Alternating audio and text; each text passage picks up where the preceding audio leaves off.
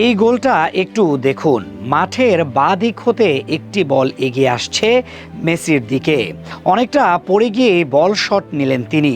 এরপর সেই বল জড়িয়ে গেছে জালে।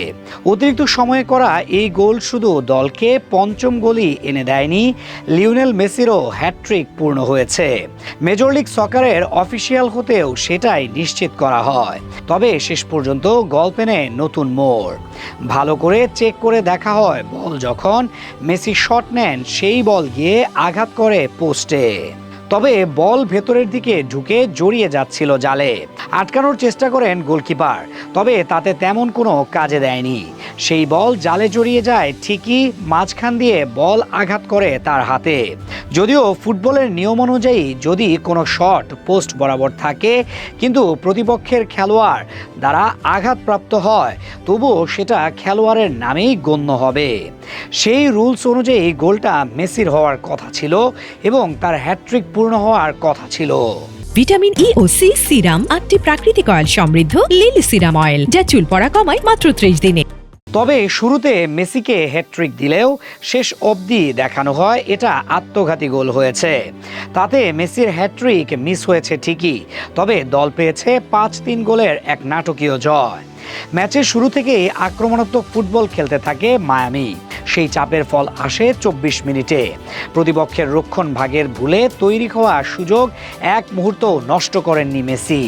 বক্সের ভেতরে বল পেয়ে ঠান্ডা মাথায় জালে জড়িয়ে দলকে 1-0 ব্যবধানে এগিয়ে দেন আর্জেন্টাইন মহাতারকা।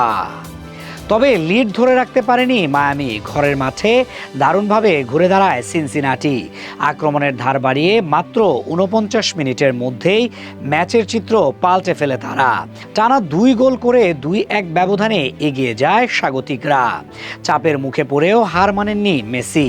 55 মিনিটে দলীয় এক দুর্দান্ত আক্রমণ থেকে আবারও নিজের জাদু দেখান তিনি।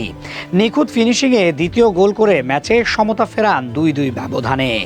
তার গোলেই নতুন করে প্রাণ ফিরে পায় মায়ামি শিবির। কিন্তু রোমাঞ্চ তখনও বাকি। ম্যাচের 64 মিনিটে আবারও গোল হজম করে পিছিয়ে পড়ে মায়ামি। 3-2 ব্যবধানে এগিয়ে গেলে ম্যাচ যেন হাতছাড়া হওয়ার শঙ্কা তৈরি হয়। তবু শেষ পর্যন্ত মায়ামিকে লড়াইয়ে ফিরিয়ে আনার পথটা তৈরি করে দেন সেই মেসি। 79 মিনিটে মেসির বাড়ানো বল থেকে গোল করেন মাতেও সিলভেত্তি।